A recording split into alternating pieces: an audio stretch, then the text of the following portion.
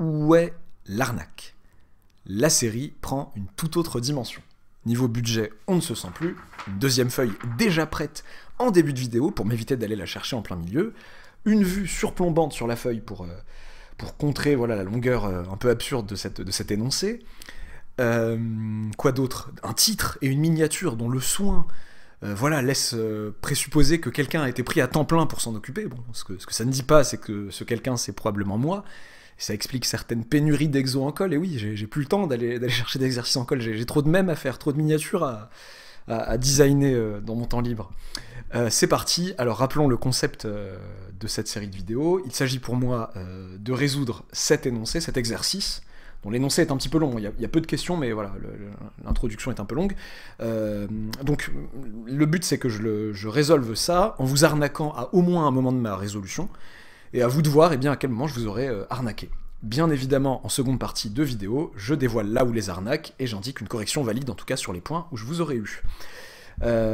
Évitez la section commentaires avant d'avoir regardé la vidéo, pour ne pas vous faire spoiler, et si vous vous apprêtez à écrire un commentaire qui va dans le sens du spoil d'une manière ou d'une autre, soit pour prédire l'arnaque, soit pour dire bon bah en fait l'arnaque se trouve là, etc. N'hésitez pas s'il vous plaît à faire précéder votre commentaire d'une petite mention spoil, pour prévenir les gens. C'est parti, donc c'est un exo tiré de Central, je fais genre le mec détaché alors que j'ai vérifié juste avant, PC 2019 Math 2 je crois, si ma mémoire ne me fait pas défaut. C'est parti, soit n un entier supérieur ou égal à 2, soit x1, x2 jusqu'à xn, une liste de n nombres réels. On dit que cette liste est alternante montante si, pour tout i entre 2 et n, moins 1 puissance i facteur de xi moins xi moins 1 est strictement positif. Autrement dit, si x1 strictement inférieur à x2, x2 strictement supérieur à x3, x3 strictement inférieur à x4, etc. etc. Voilà, donc ce moins 1 puissance i qui est là pour permettre de changer de sens à chaque fois. Donc, alternante montante, donc autrement dit, pardon, c'est on monte, descend, monte, descend, monte, descend, mais on commence par monter, voilà. On dit qu'elle est alternante descendante si elle vérifie les inégalités strictes inverses. Donc, toujours cette alternance, mais en commençant par une descente.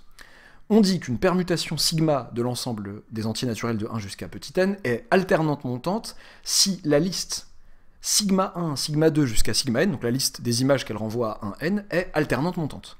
Et on dit qu'une permutation sigma de cet ensemble est alternante descendante si la liste en question est alternante descendante. Donc dire d'une permutation qu'elle est alternante montante, c'est dire que la liste des sigma i avec i, les i pris dans l'ordre est alternante montante. Et dire qu'elle est alternante descendante, voilà. C'est dire que la liste en question est alternante descendante. On pourra d'ailleurs, on pourra représenter une permutation de l'ensemble 1n par la liste des valeurs qu'elle prend. Hop, bon, voilà, le mythe aura été de courte durée. Bon, là, je me suis fait avoir parce que je regardais le retour caméra en tirant ce trait. Bon, tant pis.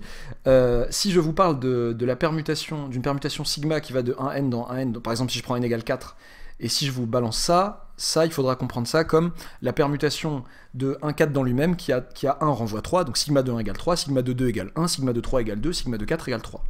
N'importe quoi. Sigma de 3 égale 2, sigma de 3 égale 4. Qu'est-ce que je raconte? Sigma de 4 égale 4, voilà. Autrement dit, ce que vous avez l'habitude parfois de noter si vous manipulez les permutations en cours, de cette manière souvent. Qui a 1 renvoie 3, A2 renvoie 1, A3 renvoie 2, A4 renvoie 4. À ne pas confondre avec la permutation qui a 3 renvoie 1, A1 renvoie 2, A2 renvoie 4. Et A4 renvoie 3, donc le cycle. Ok. Ok, donc voilà, bon, ça c'est juste, soit dit en passant, on pourra se référer à une permutation de cette manière.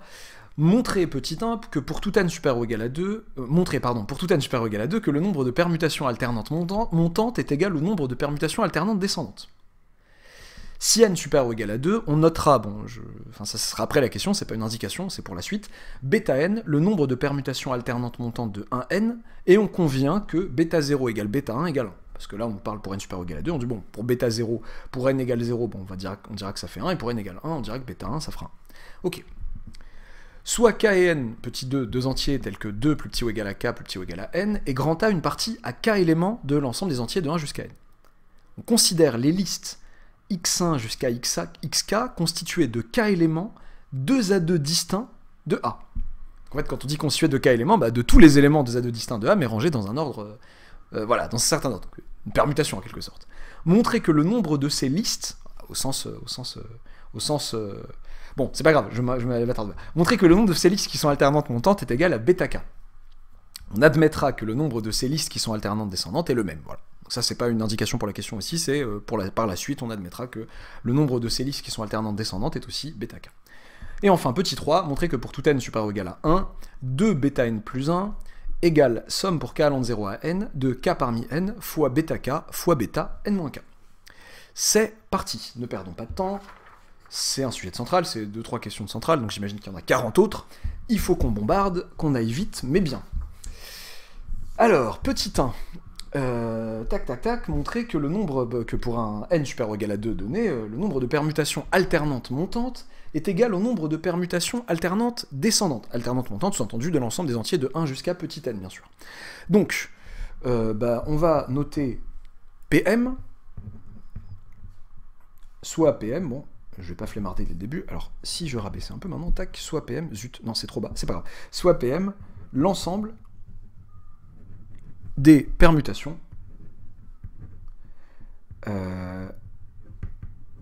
alternantes montantes, le suspense, montante, de 1n. Alors, permutation alternante montante, je sens que ça va me gaver très rapidement. Je vais la prochaine fois que je voudrais dire permutation alternante montante, je dirai ça. Voilà. Et PD, l'ensemble des permutations alternantes descendantes. Zut. L'ensemble, oui, j'étais sûr que c'était bas, c'est pas grave. L'ensemble des... Ah, tu m'agaces. L'ensemble des PAD, des permutations alternantes descendantes, bon là j'aurais dû l'écrire dans toutes lettres, c'est pas grave, de 1n. Ok, je veux montrer que ces deux ensembles ont le même cardinal. Ces deux ensembles qui sont de cardinal fini, il faut que je montre qu'ils ont le même cardinal. Pourquoi ils sont de cardinal fini? Parce que chacun est un sous-ensemble de l'ensemble des permutations de 1n, qui est de cardinal fini. Ok, n factoriel, soit dit en passant. Si j'arrivais à établir une bijection entre ces deux ensembles, tout simplement. Soit phi défini sur l'ensemble des permutations alternantes montantes par, eh bien, quel que soit sigma permutation alternante montante appartenant à PM, quel que soit k appartenant à un n, phi de sigma, donc, qui sera une autre permutation, appliquée à k, donc, alors, j'aurais peut-être dû dire, quel que soit sigma appartenant à PM, phi de sigma égale sigma prime, avec, enfin, sigma prime qui est une permutation qui vérifie, pour tout k appartenant à n, phi de sigma, donc sigma prime, zut, c'est pas grave, sigma prime de k, qui est donc phi de sigma de k si vous voulez, phi de sigma appliqué à k, sigma prime de k, ce que je veux que ça fasse en fait, je vais prendre dans l'autre sens en fait. Je rappelle que sigma, je peux la représenter par la liste des valeurs qu'elle me renvoie, pour 1, pour 2 jusqu'à n, je veux la prendre dans l'autre sens, pour que si la première était alternante montante, la deuxième devienne alternante descendante. Sigma prime de k, ça serait sigma de, alors j'ai pas envie de me tromper, j'aurais envie de dire n-k au début, mais sauf que n-k, pour k égale pour k égale 1, ça ferait n-1, d'accord, pour k égale n, ça ferait 0, non, ça serait n plus 1 moins k, pour parcourir dans l'autre sens. Donc en fait, si vous avez sigma qui serait représenté de cette manière, sigma 1, on a dit qu'on pouvait représenter une permutation par voilà, la liste des valeurs qu'elle renvoie comme ça, et sigma prime, ça serait en quelque sorte sigma de n, sigma de... Enfin, pas en quelque sorte, ça serait ça, sigma de n-1, elle ferait ça quoi. Sigma de 1. A1, elle associe sigma 1, elle renvoie sigma n, A2, sigma n-1, etc., etc., etc. Ok. Sigma prime, c'est une permutation alternante descendante. Donc, phi, c'est une application qui va de PM dans PD.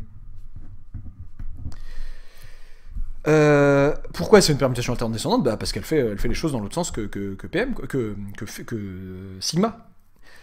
Comment j'illustre avec un exemple, même s'il n'y a pas tant besoin d'illustrer le truc qui est un peu évident là, c'est que si vous prenez 1, 3, 2, 4 comme sigma, donc sigma de 1 égale 1, sigma de 2 égale 3, sigma de 3 égale 2, sigma de 4 égale 4. Donc c'est bien une permutation alternante montante. On monte, on descend, on monte. Si vous prenez ce sigma là, phi de sigma, ça va être 4, 2, 3, 1. constatez bien que c'est une permutation alternante descendante. Ok? Bon, bah ça c'est cool.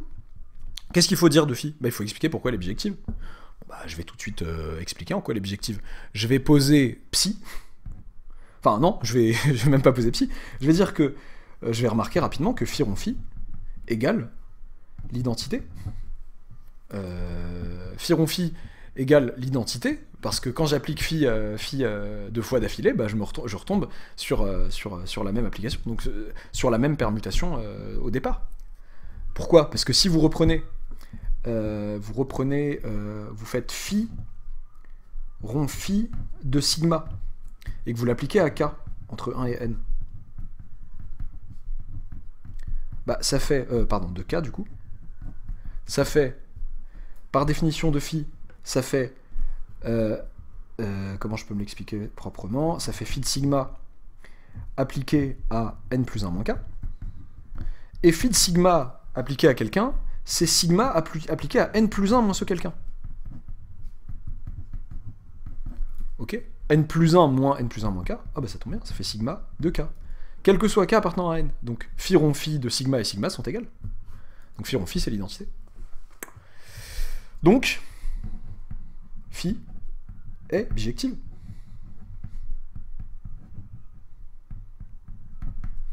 Excellent. Phi est bijective, bon bah, qu'est-ce que je peux dire de ça? Je peux donc dire,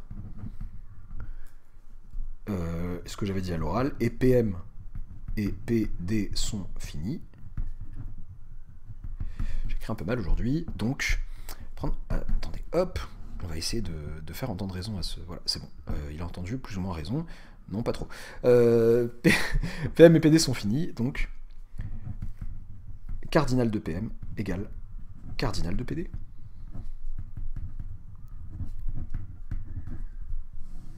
C'est réglé. Voilà. Il y a autant de permutations alternantes montantes que de permutations alternantes descendantes de l'ensemble des entiers de 1 jusqu'à n.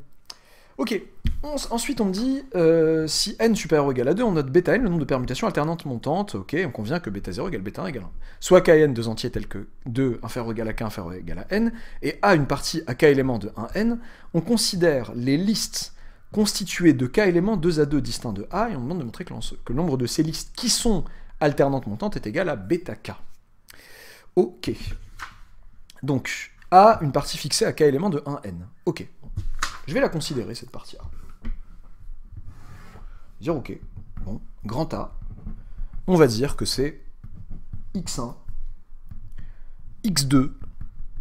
Alors, je vais peut-être pas faire ça, en fait, parce que ça s'appelle, en fait, les listes, les xi sont des termes génériques pour les listes, les différentes listes que je peux constituer d'éléments de A2 différents de A. C'est-à-dire que A, je vais l'appeler y1, y2, jusqu'à yk. Et je vais décider, par commodité, de les prendre dans l'ordre strictement croissant. A, c'est une partie de k entiers naturels qui sont tous compris entre 1 et n, qui sont distincts, et ben je peux décider de les ranger dans l'ordre croissant, comme ça. y1 inférieur à y2, inférieur à 1, inférieur à yk. Ok. Je vais appeler Lm l'ensemble des listes,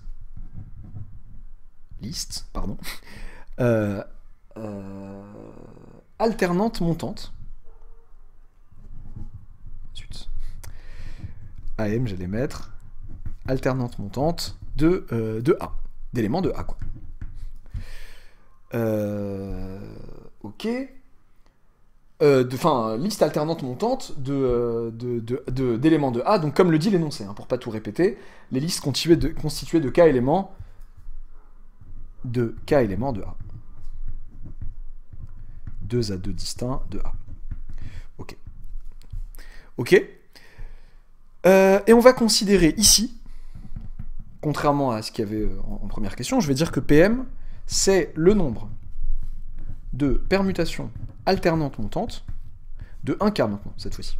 Contrairement à la question 1 où c'était 1N, c'est tout. Ça va pas changer grand-chose. Ok, pareil, j'ai envie d'établir une bijection entre PM et LM. Je vais prendre psi, l'application qui va bien de PM dans LM pour le coup là. Enfin tout à l'heure j'ai commencé en disant l'application définit machin et ensuite j'ai bien vérifié que à chaque élément de PM elle renvoie un élément de PD. Et ben là, qu'est-ce qu'elle fait? Vous me prenez une permutation alternante montante. Alors, une permutation alternante montante que vous allez représenter avec la liste des valeurs qu'elle renvoie à 1, 2 jusqu'à k, donc 1 à k. Et qu'est-ce qu'elle va vous faire? Eh ben, LM va vous renvoyer tout simplement, enfin dans LM, pardon, Psi va vous renvoyer, je veux dire, dans LM, Y à 1, Y à 2, jusqu'à Y à k. Donc là, si vous avez, je sais pas moi, n'importe quoi, 1, 4, 3, eh ben là, ça va vous renvoyer Y1, Y4, Y3. Comment je sais que la liste à l'arrivée va être alternante montante? Eh ben, je sais tout simplement que YI pour I appartenant à 1K est strictement croissante. Cette suite finie est strictement croissante. Donc l'ordre de Y1, YA1, YA2, les relations de comparaison qu'il y a entre YA1, YA2 jusqu'à YAK sont les mêmes que celles entre les A1, A2 jusqu'à AK. Voilà pourquoi cette liste est bien une liste alternante montante. Donc Psi est bien défini.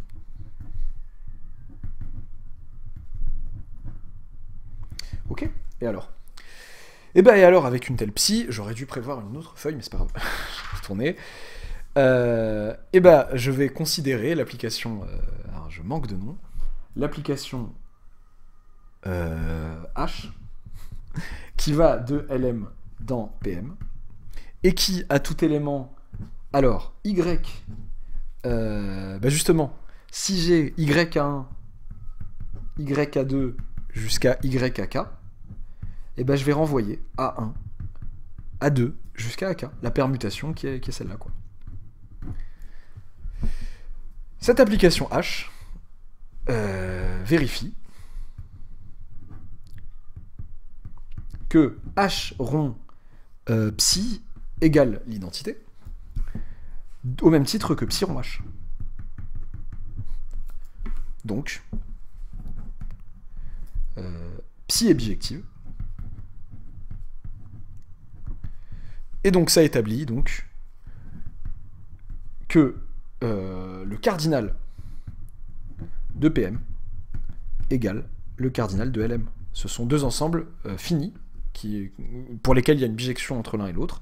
Donc ils ont le même cardinal, d'où cardinal de LM égale bêta k. Ouf.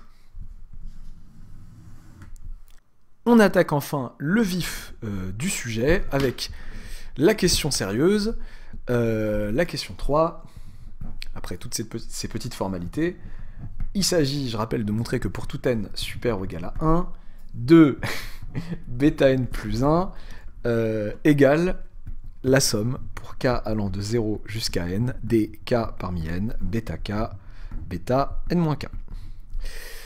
Ok, qu'est-ce que c'est que ce 2 bêta n plus 1? Donc soit n supérieur ou égal à 1, 2 bêta n plus 1 est tout simplement le nombre de permutations alternantes, qu'elles soient montantes ou descendantes, puisque les montantes sont au nombre de bêta n plus 1 et les descendantes aussi, les nombres de permutations alternantes, montantes ou descendantes, bien sûr de l'ensemble 1n plus 1. Montante ou descendante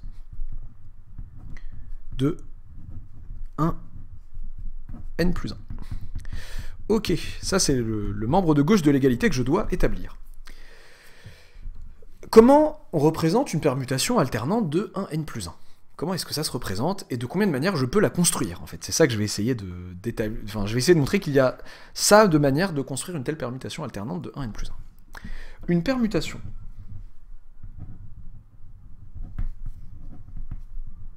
sigma alternante de 1n plus 1, ouf, qu'est-ce qui se passe, se représente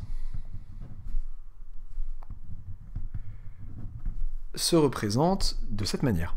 En fait, se représente avec une liste de toutes les valeurs qu'elle prend, et en fait, on sait que n plus 1, le tout dernier, là, n plus 1, bah, il va être l'image de quelqu'un. Il va se retrouver quelque part dans ma liste. On ne sait pas où exactement, il va se retrouver quelque part. Il va se retrouver à une certaine position. À une certaine position que je peux noter k, et que je vais plutôt noter k plus 1. k plus unième position avec k entre 0 et n. Voilà. Parce que k, on fait sommer des trucs entre 0 et n, et me dire, ok, à chaque fois, je peux être en première, deuxième, troisième, jusqu'à n plus unième position, donc ça fait k plus unième position pour k se balancer entre 0 et n. Ok. Sauf que, rappelons que n plus 1, c'est la plus grande valeur entre 1 et n plus 1. Donc, pour construire une permutation alternante, il faut que ça ait alterné tout le long, là, ici, sur toute la liste. Lui, c'est le plus grand, donc, pour arriver à lui, il faut une permutation alternante. Alors, si je m'arrête avant lui, descendante, je m'arrête juste avant lui, et une permutation alternante montante, pardon, je me trompe, oui, montante, juste après, enfin, pour commencer, parce que là, je serais descendu, forcément, entre n plus 1 et le prochain, je descends, et donc il faut une permutation alternante montante ici. Donc ça revient à faire quoi? Comment on choisit ces éléments-là? Donc, une permutation alternante, alors je me suis emmêlé les pinceaux, j'ai dit permutation, et je voulais dire liste, parce qu'en fait, on considère ici les permutations de 1 n plus 1, et ça serait faux de dire que ça serait une permutation de 1 à un truc plus petit que n plus 1. C'est pas forcément dans l'ordre qui m'arrange, mais c'est une liste. Là, ici, j'ai une liste d'éléments. Une liste alternante descendante d'une partie, bon, c'est ça qui est cool, c'est là où la question présente, je me rends compte qu'elle sert quand même, d'une partie A de k éléments de 1n. Ok. Et là, je vais avoir une liste alternante descendante. On avait dit descendante, non, on avait dit monte. J'ai un doute. Là, je descends, non, montante du coup, pardon. Si je prends pas n plus 1, bien sûr, liste alternante montante d'une partie. Enfin, de qui en fait? De A privé de 1 d'éléments de A privé de 1 parmi n. De 1 parmi... n'importe quoi. De 1 parmi n, pardon, privé de A. De 1 n, je sais pas pourquoi j'ai dit parmi, privé de A. Donc, de tous les... Enfin, c'est une liste alternante montante de tous les autres termes qui sont pas là. Qui sont dans 1n, mais qui sont pas chez A. Voilà. La question à se poser maintenant, c'est de combien de manières je peux construire une telle liste qui représente une telle permutation sigma. Et bien là, on va réfléchir en termes de choix. Pour construire une telle permutation. Soit, déjà, k appartenant à 0, n. Pour construire une permutation, une telle permutation, vérifiant que sigma de k plus 1 égale n plus 1, on dispose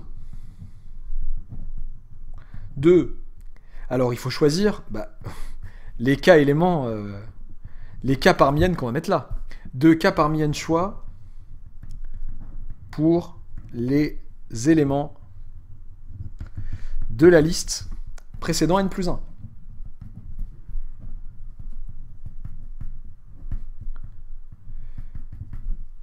De bêta k choix de permutation alternante, on a dit descendante, pour ces éléments. Je veux dire que pour chacune des listes choisies, il y a bêta k moyen de faire une permutation alternante descendante.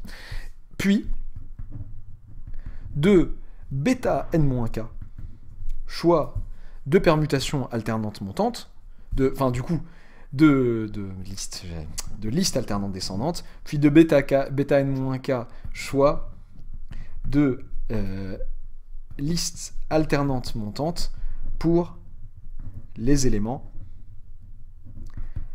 de 1n privé de ce A, de l'ensemble de ces éléments qu'on a pris ici. Je reprends, il faut choisir k parmi n éléments, ok. Une fois qu'on les a choisis, pour chacun de ces choix-là, il y a bêta k manière de les ranger d'une manière convenable, et indépendamment, bêta n-k manière de ranger les restants de manière convenable. Et bah donc, pour un cas fixé, une telle permutation Il y a donc K parmi N, bêta K, bêta N moins K, moyen de construire une telle permutation. Donc une telle, c'est-à-dire pour reprendre une permutation telle que voulue par l'énoncé, enfin une telle permutation, une permutation alternante de 1 n plus 1 en fait, vérifiant sigma de k plus 1 égale n plus 1. Ça c'est pour chaque k. Donc pour chaque cas, en fait, si je reprends les permutations telles que sigma de 0 égale n plus 1, sigma de 1 égale n plus 1, jusqu'à sigma de n plus 1 égale n plus 1, ça me forme une partition de toutes ces permutations. Enfin, je peux dire que le nombre total de ces permutations, ce chien qui aboie en arrière-plan commence à m'agacer sévèrement, de bêta n plus 1 égale la somme, pour tous les cas possibles et imaginables, de 0 à n, de k parmi n, bêta k, bêta, n moins k. Et on a gagné. Ok, bon, là, les douilles sont...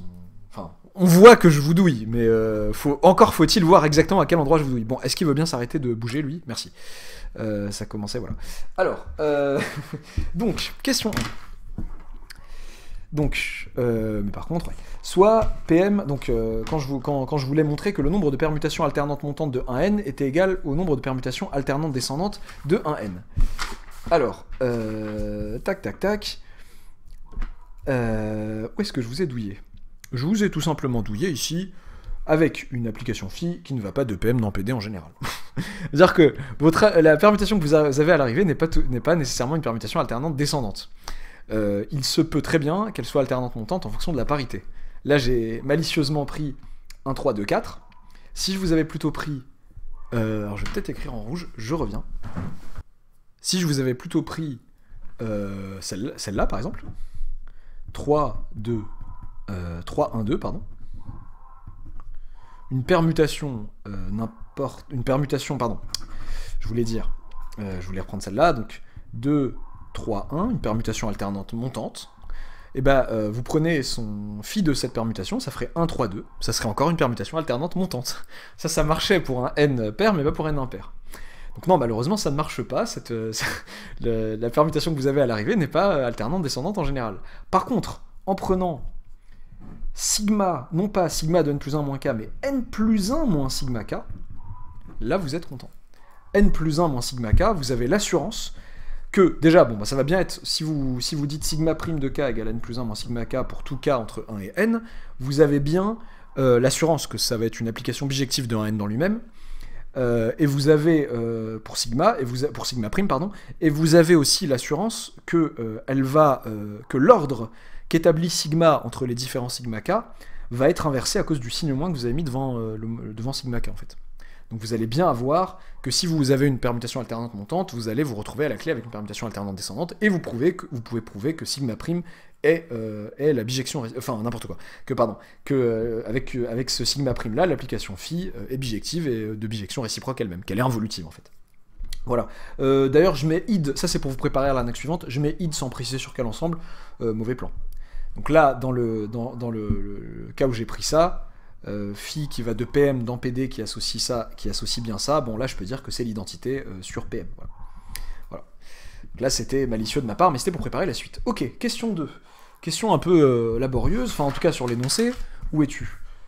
Qui me demandait de montrer que le nombre de listes d'éléments d'une partie A à k éléments de 1n, 2 à 2 distincts, alternante montante, est égal au nombre de permutations alternantes montantes de 1k.